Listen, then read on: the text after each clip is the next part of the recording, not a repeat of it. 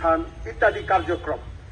আরেকটি হলো দাওয়াত ও তাবলীগের সাথে সম্পৃক্ত শরীয়তের বিধানাবলী, ইসলামী ফিকহ আইন শাস্ত্রের সাথে সম্পর্কিত। তো আমাদের আভ্যন্তরীণ যে বিষয়, জামাত 3 দিন হবে না 7 দিনের হবে, নিচে অবস্থান করবে না উপরে অবস্থান করবে, তালিম সকালে হবে না বিকালে হবে, এটা তো ডিসাইড করবে দাওয়াত ও তাবলীগের মুরব্বীগণ। কিন্তু শরীয়তের ব্যাপারগুলি যখন এসে দাঁড়ায়, অর্থাৎ কোন জামাত বা কোনো ব্যক্তি যদি শরীয়ত বহির্ভূত কোনো বক্তব্য প্রদান করে, কাজ করে, তখন সেটাকে জবাব দেওয়া এবং সেখানে শরীয়ত বিরোধী যারা কাজ করে তাদের প্রতিবাদ করা এবং শরীয়তের পক্ষে যাদের তাদের পক্ষ নেওয়া, এটা শুধু মামুনুল হক অথবা শুধু মাহফুজুল হক অথবা মুফাইজ কিফায়াতুল্লাহ আজহারি কিংবা নাজমুল হাসান এই গুটি কয়েক লোকের দায়িত্ব নয়, তো গোটা দেশের সকল উলামা ইকরামের দায়িত্ব। আর তিনি যেহেতু উলামা ইকরামের প্রতিনিধিত্ব করেন, সেই হিসেবে উনি কথা বলেছেন, অন্য কিছু না।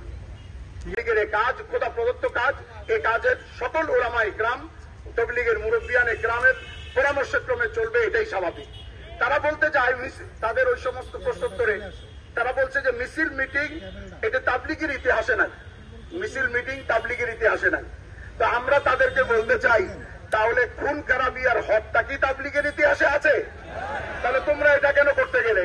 তাহলে তোমরা হত্যাযজ্ঞ চালাতে পারবে, মানুষ হত্যা করতে পারবে, আর আমরা প্রতিবাদটুকুও করতে পারবো না? এতটা বৈষম্যের দেশ তো আমাদের না, কারণ আমাদের দেশের বৈষম্য বেশ খানিকটাই চলে গেছে। অল্প কিছু তোমাদেরকে নিয়ে তোমাদের মতো রেখে যাওয়া সন্ত্রাসীদের দোষরা আছো, আশা করি আমাদের প্রশাসন তোমাদেরও যথেষ্ট ব্যবস্থা নিবে। তারা সেখানে আরো কিছু কথা বলেছে প্রশ্নোত্তর পর্বের মধ্যে, যে আমরা সেখানে তারা বাঁশ টেডা ইত্যাদি রুমের মধ্যে রেখে এটার ছবি তুলে তারপরে তারা বলছে যেগুলি আমরা আগে থেকে ব্যবস্থা রাখছি।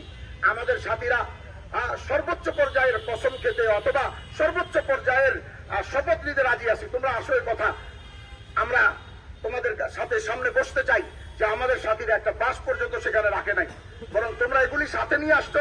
ভিডিও ফুটেজ আছে যেখানে স্পষ্ট আছে তারা রামদা ইত্যাদি নিয়ে তারপরে তারা আসছে। তো আমি এই বলে আমার সংক্ষিপ্ত বক্তব্য শেষ করতেছি।